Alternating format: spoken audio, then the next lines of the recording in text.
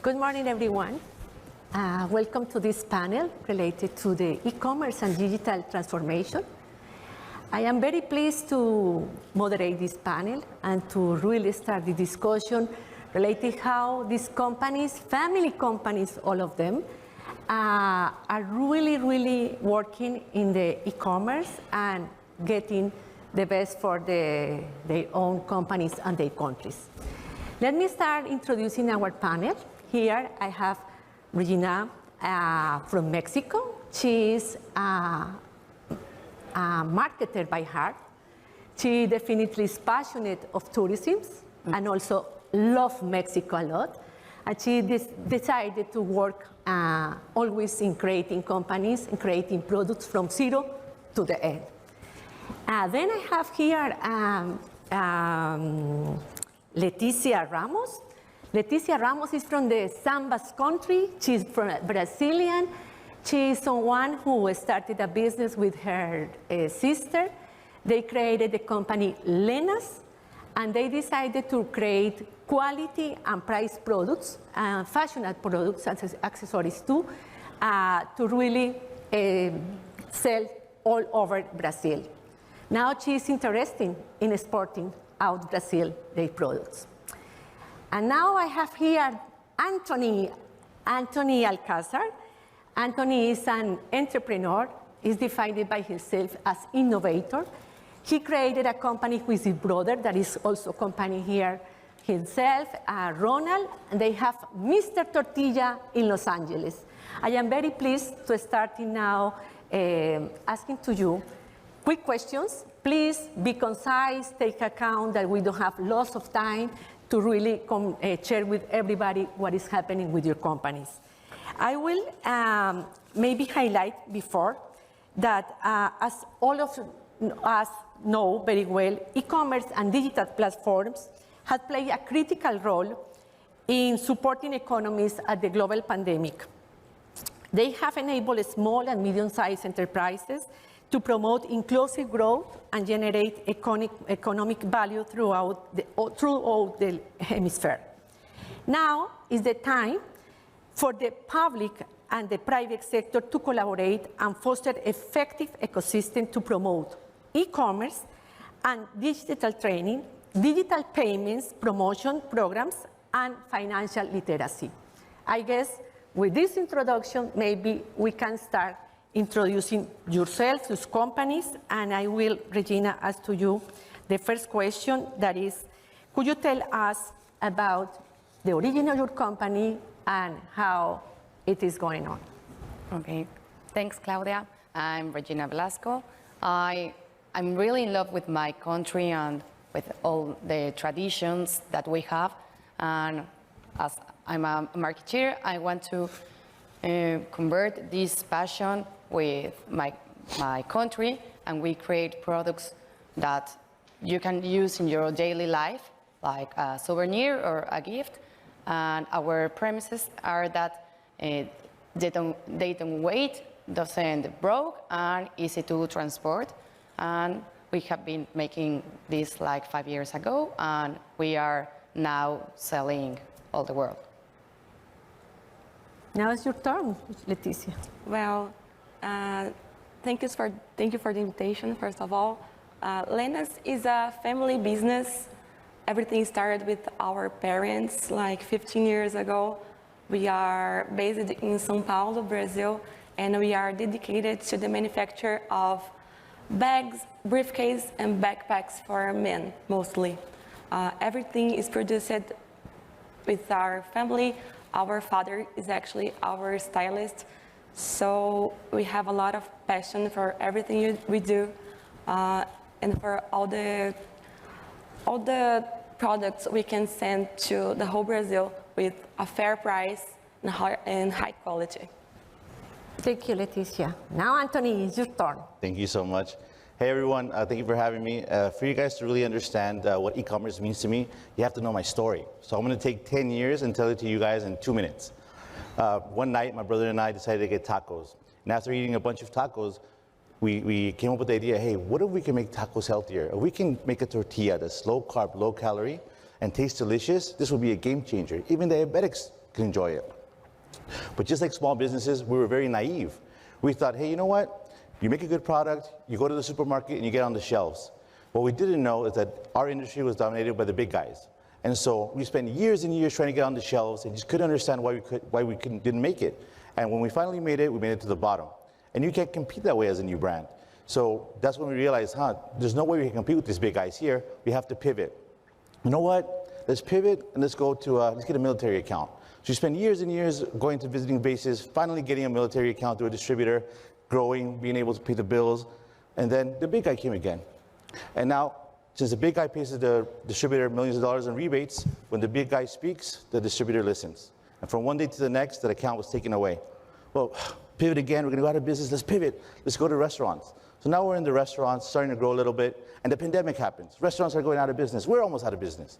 So I say, you know what, maybe now that there's a need for the product, we'll be able to go to retail. And even during the pandemic, we weren't allowed to sell our tortillas on empty shelves. So I didn't know what to do. I look up to God. God help me. And my brother says, Anthony, Amazon. Amazon, Amazon, Amazon. So, are you serious? Making money on the internet? That's a folktale. That's not real. And he says, no, Anthony, listen. On Amazon, the consumer chooses who's number one. We have to pivot. So we pivoted. We created a new business model that was not existent of selling tortillas on the internet. We learned digital marketing and social media on the fly. And we grew 3,000% to become number one on Amazon. I want to share something very personal with all you here today. When I was in elementary school, I was bullied out of elementary school. And when I left, I made myself a promise that I would never be bullied again. But these last 10 years have been nonstop bullying. It's been very difficult for me and for my family, but especially for me. Because, see, it's not what the bully does that really affects you. It's that inability to defend yourself that really eats you up daily and ate me up daily. So sitting here with you all, sharing my e-commerce story, there's only one thing I have to say. Thank you, God, for e-commerce and this miracle. Thank you, God, for Amazon, Google, and the SBA. And lastly, thank you, God, for allowing us to live the American dream. Thank you, God. Okay, thank you very much, Anthony. This is a very impressive answer. And actually, what is incredible that he already responds the second question. But I will go to your colleagues because you already mentioned to us what was the impact of the global pandemic in your company, how it allows your company to grow if it happens. Yes, in our case, we sell the most of our items in retail, in tourism, stores, in hotel boutiques, in museums. So all they get closed. So we were thinking we're not going to survive. So we already sell in Amazon, but we use like a side business to reach other places that we cannot have distributors or wholesalers. So we have the time to study more how to use Amazon. It was wonderful. Thanks for this e-commerce area that pushes a lot. We can survive. And also we thought that nowadays we don't need a big retailer to enter to the big leagues in sales. You can create at your own way to make your sales at the level you want. Yeah. So for us, thanks to Amazon and e-commerce, we can survive this pandemic and we increase our numbers. Very impressive. Thank you very much. Now with you, Leticia. Well, we were already online when the pandemic started, but it presented us a new challenge. No one had lived this before, so we were kind of lost for a couple of months. But maybe that was the push we need to start looking for other tools, other fulfillment services. That's when we started using Amazon FBA program. That label, that Prime label really changed everything for us, because having the Prime label the shoppers could see that they could trust on us, because Amazon was behind us. Amazon was assuring the customer that he would get his product really fast, safe at home, and most of the times with no shipment fees. So it was a hard time, but it was a trouble that pushed us to finding new customers, new tools. So it was actually, it helped us grow. Thank you very much. Actually, I now would like to move to something that is related to how do you see the major challenges for the growth for all small and medium-sized enterprises, including yours, in the Americas? Please take into account that not every single country has the same access to internet that we have, for instance, here in the US, in Brazil, and Mexico. Over to you, Regina. Okay. I prefer to change the word of challenge to opportunities because, okay, we are in a globalization world now, and it's more difficult to make business, but you can change that mindset and you can use a lot of new digital tools that is more easy to become worldwide. You know? We use Amazon like a window for the world. I don't know, we think sell to the United States or other countries will be very difficult, and we now know that isn't that complicated as we think. So I think we have more opportunities than challenge if we know how to use the digital tools for selling. Thank you very much for this approach, Leticia. Well, we are facing it's not a great time for Brazil, I guess. In general, we are facing many problems due to the pandemic and politics, but I would say that the government should structure more its base to help small business. We have a very heavy tax burden, and we don't feel that it comes back for us. We don't feel that all these taxes help us in the future. And as Claudia said, Brazil is a really big country, so half of the country doesn't have access to the internet until today. So the government should really worry about making, I forgot the words, but should help not only small business to grow, but give these basic tools for every person so everyone can have the opportunity to shop online. This is not a reality for the whole country right now. And we are a big country, a rich country. Brazilians are hardworking and creative people. We just need support for the business and for the people. You mean that also training is needed? Training Training, I mean, we have a program to support small business in Brazil. It's called Sebrae. It's a really nice program, but we only had access to this program like after 7 years we had opened our company. So maybe if we had this help from the bottom, we could have grown faster and more effectively. Okay, thank you. Anthony. Well, as I shared in my story, we tried everything to grow, everything possible. And it was just impossible to grow without e-commerce, without Amazon and the tools they give you, right? Because you need a lot of capital. And so e-commerce really allows you to grow and gives those small businesses the fighting chance to compete. And that's what we need. Okay, thank you very much. Now, let me go to the last question. And I would like to hear from you what should be the public policies that would be helpful for the companies to grow and the SMEs to develop in this ecosystem. In Mexico, I think it's very important that the government support entrepreneur because it's very difficult to survive the first 3 years. So if you don't have family and friends financial, it's very hard to be loaned for a credit in a bank or a project for the government. So Other thing, it's like only the 50% of Mexicans have a credit card. It's an elitist way of payment. So they have been a challenge to find another ways to make convenience store payments or prepaid cards. So I think that is an opportunity area to increase the digital market. Thank you. Leticia. Yeah, as I was saying, we have a great program in Brazil that aims to help little entrepreneurs and small business, but this program should be more accessible to anyone.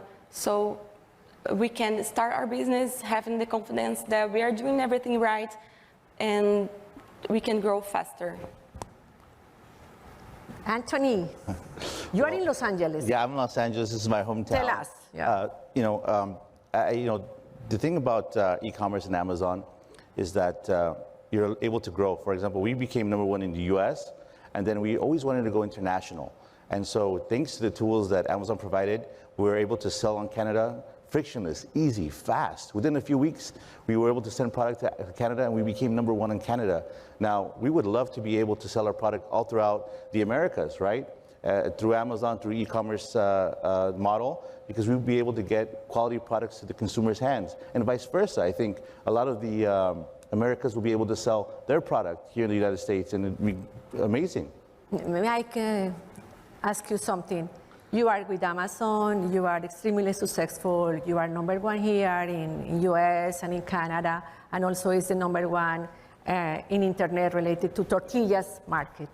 But my question to you is related to the government, public support. You think that the Los Angeles city or maybe the county or maybe the government has to do something for other small and medium-sized enterprises? Or you are okay just what you have? You know, I think that the government needs to understand that they have to empower e-commerce businesses and put a lot of focus of helping small businesses, because small businesses are the 99% of the economy, right? And these tools allow small businesses to grow. So by empowering them and allowing different methods of programs to really access growth, that would be amazing to small businesses. Well, thank you very much. Actually, I guess this panel is extremely interesting because, as I mentioned at the beginning, those of my panelists, they have their own companies, family companies. That is something that I really to highlight. You started with your husband, you with your sister, you with your brother. And this is something that is incredible how young people are partnering with the family and having this incredible business in the e-commerce and digitalization.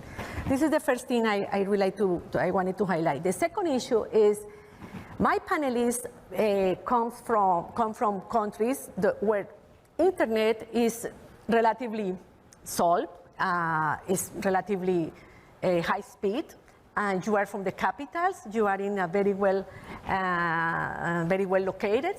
But this, in my concluding remarks, I would like to highlight that having experiences from the International Trade Center when I work, implementing projects for real farmers, micro-entrepreneurs, real small entrepreneurs all over the world, but particularly in the Americas, I have seen that the major problem for them is internet access. And I guess it's something that we can ask to the public sector to reconsider how we really extend the networks for people to have internet access. The second issue is, and I guess definitely something you highlight, governments has to really support these kind of businesses, to really promote training, to really allow people to get access to the tools, to learn about the tools used by Amazon or provided by Amazon that you already use. And I guess it's something that definitely is another takeaway from this panel. And finally, I guess the ecosystems in the countries are very important. Technology is a request of infrastructure, is also or training, educational, and these kind of things. But it is also needed to allow people to get information about this. Something that happened a lot in the region, according to my understanding, is electronic payments. And maybe I will come back to you. You mentioned something before, Regina. I don't know what about you, Leticia, in your country, but I understand there are too many countries in the region, in the Central America, in Colombia, even other countries, that electronic payments are an issue that maybe we need to really think about what to do with that. And finally, I guess we really need to identify how spread away all the region, the benefits of e-commerce, and just not to have isolated cases that are fantastic, like the Mr. Tortilla case, or Lenna's case, or Buy Mexico case, but other companies all over the continent that could be benefit of this. With this, I guess I am ready, except if you have something to add for this panel. Thank you very much. Have a nice afternoon.